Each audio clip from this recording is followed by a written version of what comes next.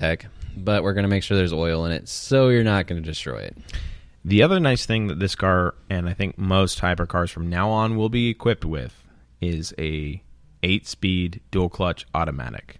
Or more, depending on how many speeds they want to shove into it. But well, Maserati says that this one's going to be equipped with a 8-speed dual-clutch automatic transmission to the rear wheels via a mechanical limited slip differential. So they're not even doing a computerized or electronic limited slip. They're going for a full-on mechanical limited slip.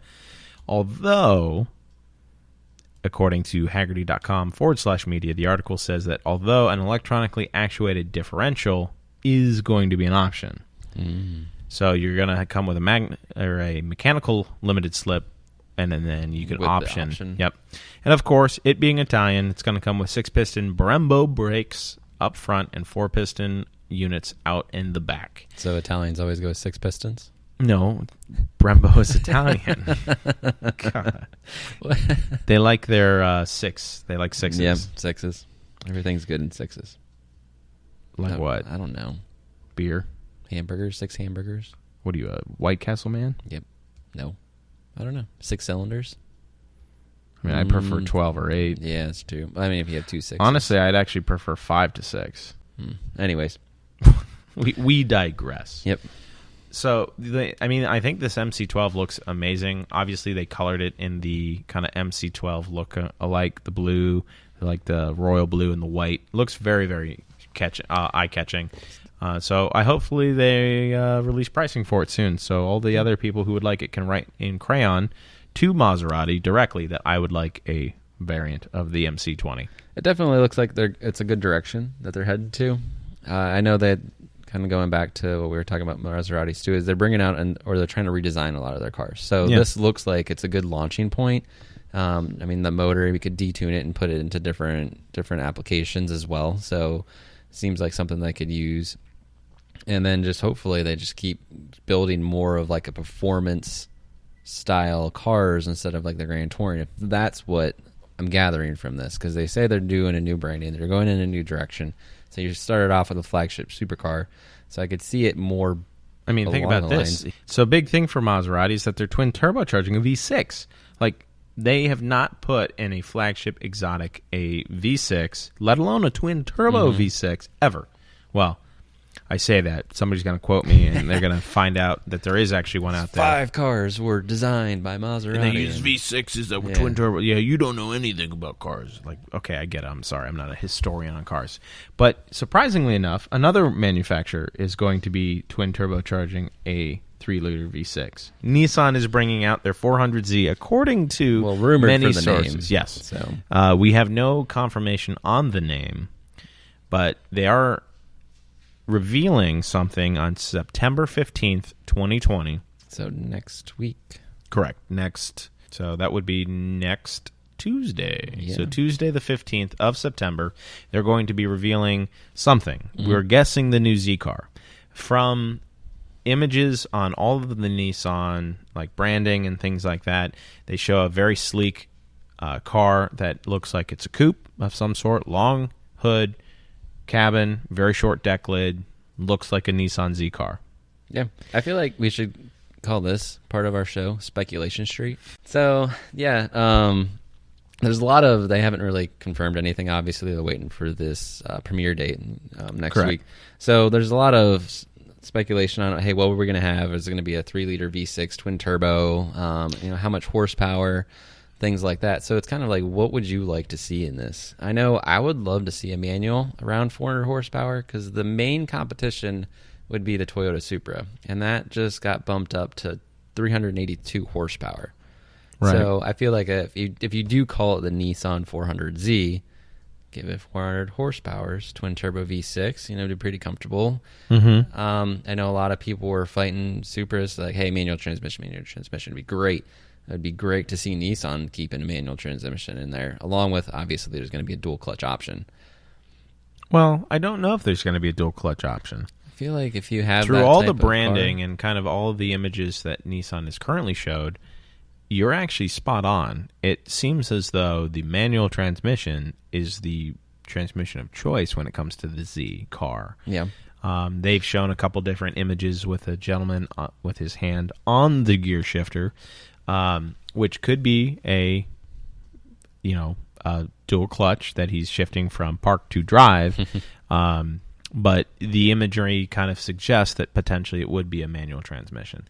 And, I mean, what I want to kind of bring up is, with that topic of a 3-liter V6 twin turbocharged, is that how can Maserati pull out 630 horsepower out of their V6 and Nissan's suggesting it's only going to get 400? Well, the price tag.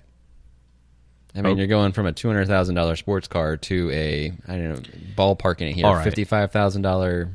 All right. I understand where your mind's at, but at the same time, Nissan has been developing twin-turbo V6s for how many years now? Well, with the GTR would really be 2009. Yep. The most recent GTR had, 500 and some horsepower? Sure. Almost. I think, actually, you know what? The most recent Nismo had 600 horsepower. So they have the technology within their currently existing flagship line of cars. Yep. And yes, no, I'm not suggesting that the Skyline's motor should be put into the Nissan, or to this new Z car. However, I don't understand how you can get a car like this, which is twin turbocharged, V6, and not be pushing more than 500 horsepower. So yeah, I mean, if it comes out with 400, I mean, that's going to be a safe tune. So the manufacturer is going to look at it like, hey, you know what? This is going to be competing against the Supra, 400 horsepower. And you're also going to be able to keep the price down because you're not going to have as much R&D that goes into developing those extra horsepowers, turning those turbos, smaller turbos, etc. on there. So I would say a lot of that is going to go in to keep the price down to get it to the entry level. Like, hey, you know what? You would love to have a new GTR. I would love to be sitting in that, but I can't afford it right now. So this is the next best thing. But the Nissan companies like Kia and Hyundai have twin turbo V6s pushing close to 400 horsepower now. Yeah, well, that's what this would be at. Well, what I'm saying is Nissan's been doing it far longer than them, and the Koreans with Kia and Hyundai are really coming into their own. So I guess if they had a 3-liter V6 that revved out to 11,000 RPM and was naturally aspirated and had 400 horsepower, color me impressed, especially for a decent price. I just think a twin-turbo V6 only producing 400 horsepower is too safe. I get it. It's not supposed to be the next hypercar. It's not supposed to be the next GTR. It's not supposed to be their next flagship car. But it will be the most technologically advanced, most current-to-date Nissan flagship car because the GTR is the same GTR. It's still the R35. I would say it's going to be the newest Nissan car. I wouldn't say technologically advanced just because the GTR has so much technology into it. I feel like this is still going to be, it's going to be something new and exciting and fun to get some life back into Nissan. I feel like a lot of their cars have been stagnant because this hasn't been redesigned since 2009. So I think that's going to bring some stuff back to it. But I think it's like a good entry step to it. It's not like redoing the Skyline. But it will be the newest sports car designed and built by Nissan. Yeah, I can't argue that. I know. Well, so. I'm not looking for an argument. I guess what I'm looking for the argument on is this is going to be basically their flagship because the R35 is old. Yeah. Even if it's a 2021 Nissan, it's still old. So I guess what I would say then is the rival of this is the Supra. That's what it's going to be aimed at. The Supra, the Z4. Yeah, I mean, what else is there with around 400 horsepower, rear-wheel drive sports coupes? Let's talk about it. I mean... Okay, so we got the Nissan 400 supposedly. Yep. We do have the Supra. And then you have the BMW Z4. Same platform. Dodge Charger. Not the Charger, but the Challenger. Would you put that in the same? It's a coupe. So did you throw in Camaros, Mustangs? Camaros and Mustangs. I mean, the GT350, the Ford Mustang, the Camaro, the Challenger, the Z4, the Supra. What else could there be? I mean, your BRZs, Toyota 86, those are lower end. Miata's lower end. M4? I would still say the Z4 would be more in the competition for it because I mean, I'd put the M4 right there. It's a sport coupe. You could.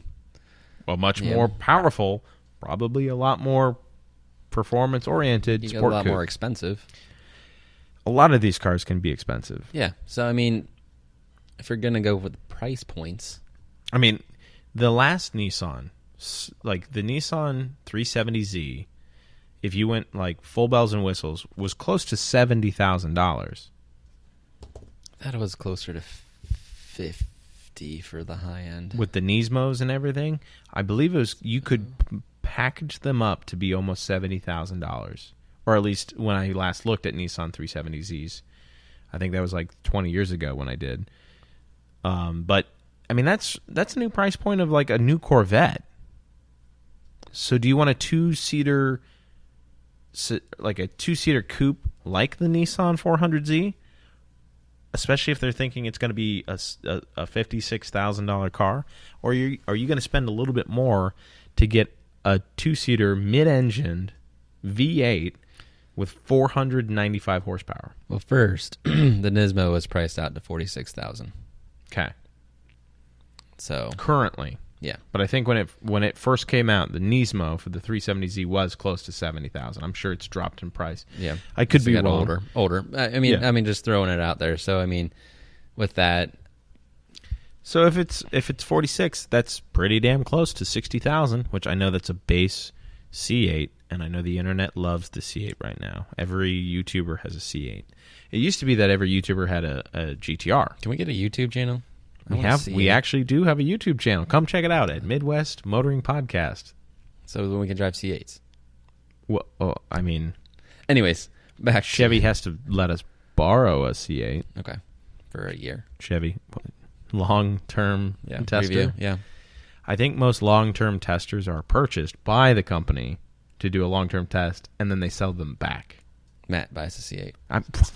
Anyways, so you're the banker. Whatever. We go back to our speculation station. Yeah. So I mean, I think it really depends on the price comes out to, but I can see the market for it because I see a lot of 350, 370Zs out there, and they were good cars, and yeah, they competed with the Camaros back then too as well. The other thing that I looking back on that just now too, is that platform and how well it took to mods in certain mods too, and how well of a car that thing could handle. Right. And yeah, you're putting, high expensive coilover suspension setups and everything on there, but it was still like, it was a good base to work on. And I see like that was what the 400 or, this new Nissan Z car is going to be. It's going to be like a good entry level, like, hey, we're a good platform. Yeah, we don't have 550 horsepower, but get it to be a little bit of a tuned car. Get it to be, you do put your modifications on, make it your own, and it's still respectable for what it is currently. Right. And I'm not trying to say with the engine argument that I think they could have done more. I do think they could have, but obviously with any type of car manufacturer, and anyone who disagrees with this, I think you're a little blind to it, and I apologize if you're offended by that, but manufacturers produce engines and cars to fit certain needs.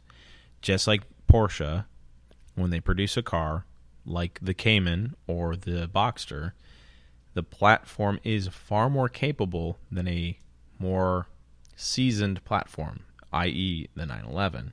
And when the first Boxster came out, people were saying, why didn't you just make this the new 911 and make it rear-engined, and it would have been a fantastic chassis?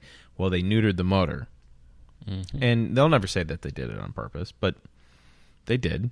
They did it to fit a niche in the market, saying that we want a nice roadster, but we don't want it to be super powerful. We want it to be fun to drive. So manufacturers know what they're doing, and they know where they're going to be positioning these cars. And I think you're absolutely right, is that the reason this car is suggested to have 400 horsepower is because they don't want it to be as fast as the GTR.